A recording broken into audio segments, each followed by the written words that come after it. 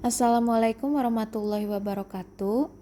Kembali lagi bersama saya Nadia, mahasiswa Universitas Surya Kencana Fakultas Hukum semester 2.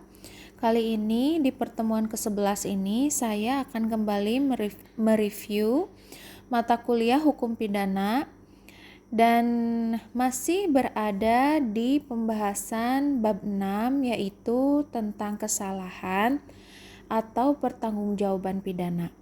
Saya akan mengulas sedikit mengenai asas lex dura sedita scripta. Asas ini berarti yaitu dengan diundang-undangkannya hukum pidana, maka setiap orang wajib mengetahui atau dianggap sudah mengetahui. Dan kemudian lalu bagaimana jika seseorang tersebut tidak mengetahui atau belum mengetahui suatu undang-undang tersebut. Jadi, di dalam istilah lain itu ada yang dinamakan fiksi hukum, di mana suatu perundang-undangan ketika sudah dikeluarkan atau dicatat di dalam lembaran negara, maka semua orang sudah dianggap mengetahui dan di undang-undang itu mengikat seluruh masyarakat yang ada di Indonesia. Dengan kata lain, hukum positifnya ini sudah berlaku, oleh karena itu wajib untuk ditaati. Kemudian beralih kepada pembagian jenis kesengajaan. Di sini ada dolus determinatus, yaitu kesengajaan tertentu yang ditujukan kepada objek tertentu. Contoh, di sini ada seseorang yang memang sengaja mencuri barang, dikatakanlah barang tersebut adalah motor. Seseorang itu sudah tertuju pada motor tersebut dan tentunya kesengajaannya sudah ditentukan. Kemudian di sini ada dolus indeterminatus, yaitu kesengajaan tidak tertentu yang tidak ditujukan pada objek tertentu, melainkan pada sembarang objek dan tidak memperhatikan objek mana yang akan menjadi korbannya. Biasanya ini terjadi karena adanya kesempatan. Kemudian ini ada dolus alternativus, yaitu kesengajaan yang ditujukan pada objek yang satu atau objek yang lainnya. Jadi dalam hal ini memilih antara objek yang satu dengan objek yang lainnya. Kemudian di sini ada dolus generalis, yaitu kesengajaan yang ditujukan pada umum. Contohnya, di sini ada contoh kasus pencurian motor. Misalnya, ada 10 motor dan ia akan mencuri ke 10 motor tersebut jika hal itu memungkinkan.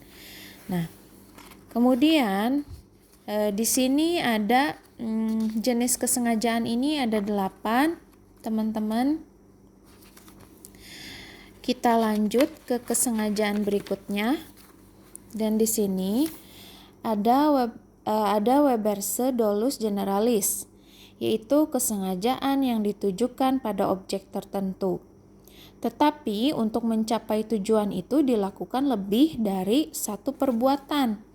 Contohnya, A ini mencuri motor B, kemudian selain mencuri motor, sebelumnya ia merusak atau menghancurkan pagar rumah B. Atau A ini menembak B, akan tetapi karena B ini ada di balik kaca restoran, maka terjadi dua perbuatan pidana. Yang pertama, dia menembak B, kemudian dia menghancurkan kaca restoran. Kurang lebih seperti itu. Kemudian di sini ada dolus indirectus atau error haftung, yaitu kesengajaan terhadap sesuatu perbuatan yang menimbulkan suatu akibat tertentu yang sebenarnya bukan kehendak atau tujuan pelaku. Contohnya tadi seperti A ini menembak B, tapi karena C ini menghalangi sehingga tembakannya ini mengenai C. Kemudian di sini ada dolus premeditatus, yaitu kesengajaan yang direncanakan terlebih dahulu.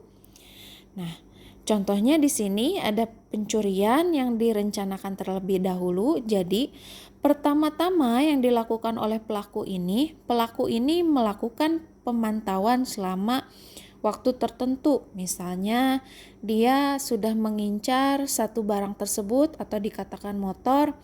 Dia mengincar selama 1 minggu, dia lihat dulu, kemudian bisa jadi 2 minggu pemantauannya, dan kemudian si pelaku ini memantau kebiasaan-kebiasaan yang terjadi di sekitar. Nah, kemudian di sini ada dolus repentinus atau dalam bahasa Jermannya ini disebut Hastamut, yaitu kesengajaan yang merupakan kebalikan dari dolus premeditatus, yaitu kesengajaan yang timbul dengan sendirinya, atau bisa dikatakan ada kesempatan untuk mencuri barang orang lain. Kemudian di sini kita beralih kepada kekeliruan atau kesesatan. Dalam istilah asingnya ini dikatakan dwelling, ignorance, atau mistake. Nah, disebut juga tidak sengaja. Keadaan batin seperti ini dinamakan kesesatan. Dan kesesatan ini dibagi lagi menjadi 6. Yang pertama, kesesatan peristiwa atau feitelijk dwelling.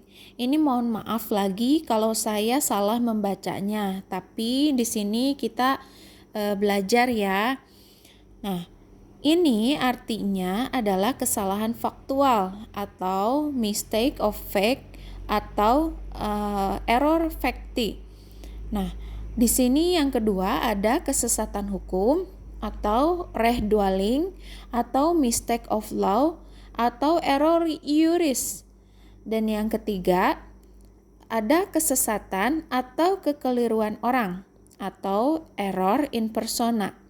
Kemudian di sini yang keempat ada kekeliruan objek atau error in objecto.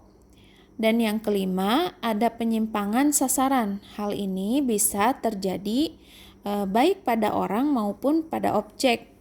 Nah, kemudian di sini ada delik putatif, yang artinya hal ini tidak ada unsur pidananya atau tidak ada unsur yang harus dipermasalahkan, atau saya menyebutnya ini adalah kesalahpahaman seseorang. Kemudian kita beralih ke kealpaan atau kulpa. Kulpa ini merupakan kebalikan dari kesengajaan.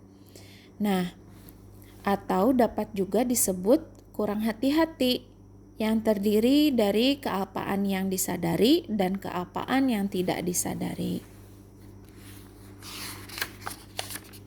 Pembahasan kesalahan ini cukup banyak ya teman-teman.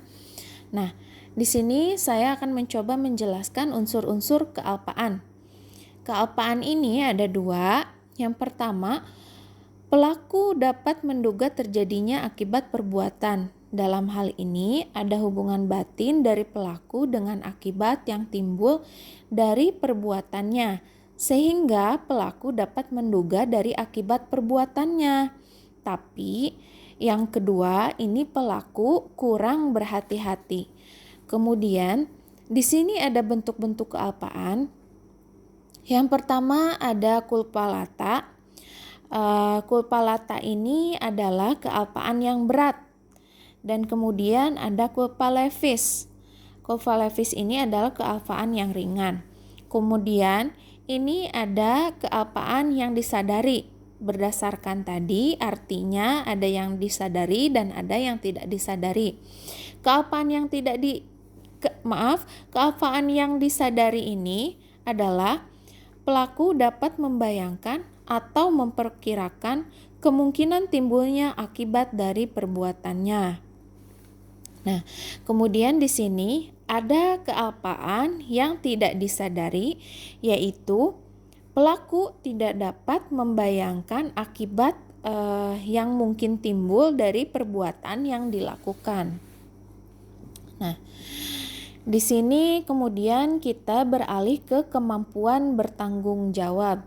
Seperti yang dibahas sebelumnya, hukum pidana itu terdiri dari 3 hal. Ini kalau tidak salah menurut Profesor Mulyatno.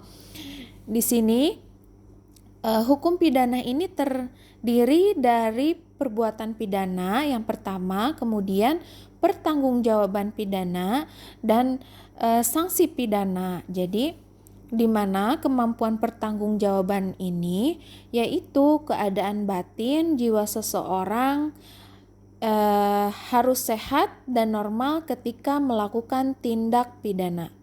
Nah, normal ketika melakukan tindak pidana. Di sini ada beberapa hal ya.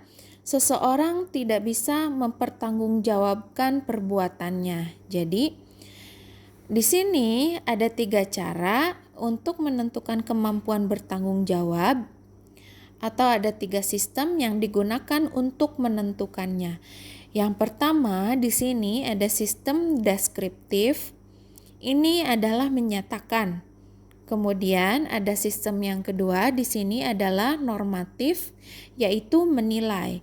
Dan yang ketiga di sini ada sistem deskriptif. Normatif ini adalah gabungan antara nomor 1 dan nomor 2. Nah, di sini perlu diketahui sangat penting ilmu hukum ini tidak berdiri sendiri untuk mengungkap kejahatan pidana. Jadi salah satu alasannya adalah untuk kemampuan bertanggung jawab, di mana seseorang dikatakan mengalami gangguan jiwa itu tidak bisa dikatakan atau disimpulkan atau didiagnosa oleh ahli hukum. Jadi harus oleh ahlinya dari psikiater misalnya, psikiater yang bisa mengetahui keadaan jiwa seseorang itu seperti apa. Nah, di kita KUHP Indonesia ini menganut sistem yang ketiga, yaitu deskriptif normatif. Dengan alasan deskriptif ini artinya keadaan jiwa pelaku digambarkan oleh psikiater, dan normatif ini artinya hakimlah yang menilai dan menyimpulkan perbuatan tersebut mampu atau tidak mampu yang didasarkan pada hasil pemeriksaan di pengadilan. Nah, ini kemudian tidak mampu bertanggung jawab ini untuk sebagian ini dibahas, yaitu saya ulangi ya, ada yang dinamakan tidak mampu bertanggung jawab untuk sebagian. Nah, yaitu keadaan tertentu dari pelaku yang disebabkan keadaan jiwa sehingga untuk sebagian ini dinyatakan tidak mampu bertanggung jawab. Jadi gangguan jiwa ini diakibatkan karena hal-hal tertentu. Contohnya, di sini ada beberapa penyakit jiwa, diantaranya ada kleptomani, ada piromani, ada klaustrofobi, kemudian ada nimpomani. Nah, saya akan coba jelaskan satu persatu dari penyakit-penyakit ini. Baik, yang pertama kleptomani. Kleptomani ini adalah penyakit jiwa yang berupa dorongan yang kuat untuk mengambil barang atau benda milik orang lain. Tetapi pelaku sendiri ini tidak menyadari bahwa perbuatannya terlarang atau melanggar hukum. Nah, misalnya mencuri ini, kleptomani ini biasanya dia mencuri karena menyukai barang tersebut, Bahkan kadang barang tersebut tidak ada nilai jualnya. Kemudian di sini ada piromani. Piromani ini penyakit jiwa yang berupa kesukaan melakukan pembakaran tanpa alasan. Kemudian di sini ada klaustrofobi, yaitu penyakit jiwa yang berupa ketakutan untuk berada di ruang sempit. Biasanya ini berkaitan dengan trauma tertentu.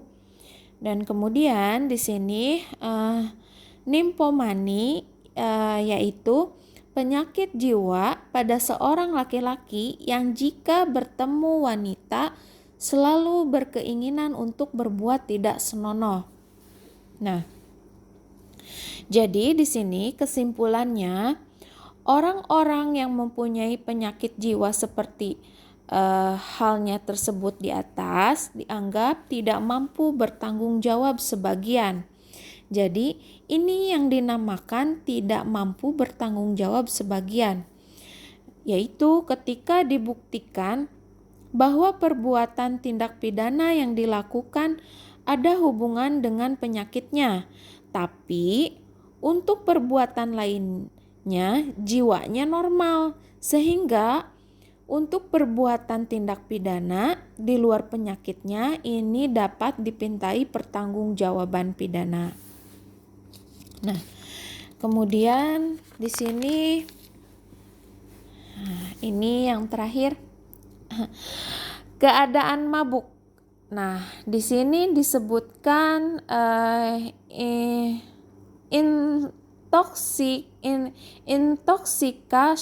intoxication atau drunken escape ya. Maaf lagi kalau saya salah membacanya. Nah, tidak bisa dijadikan alasan pemaaf atau penghapus pidana. Jadi, mabuk ini sekali lagi tidak bisa dijadikan alasan pemaaf atau penghapus pidana. Nah, di Indonesia ini adalah bukanlah kebiasaan masyarakat secara umum yang berbeda dengan negara Eropa dan Amerika. Jadi, untuk perbuatan mabuk ini harus ada alasan dan latar belakang yang jelas dalam hal pelaku melakukan mabuk secara sengaja supaya berani dan tidak malu dalam melakukan kejahatan tindak pidana. Ini adalah termasuk dalam kejahatan dan dapat dipertanggungjawabkan segala konsekuensi dan akibat dari perbuatannya. Nah, atas dasar itu harus dilihat batas mampu atau tidak mampunya bertanggung jawab. Jadi, di sini ada dua pendapat dari batas mampu atau tidak mampunya bertanggung jawab. Nah, yang pertama di sini ada pelaku tetap dapat dipidana asalkan dapat dibuktikan bahwa pelaku mampu bertanggung jawab. Ini menurut Pompe. Kemudian di sini yang kedua, pelaku tidak dapat dipidana karena dianggap tidak mampu bertanggung jawab. Ini menurut Langemeyer. Nah, di sini kesimpulannya, jadi dasar pertimbangannya adalah in dubio pro reo. Artinya apabila terjadi keraguan-raguan maka harus diambil putusan yang paling menguntungkan bagi terdakwa.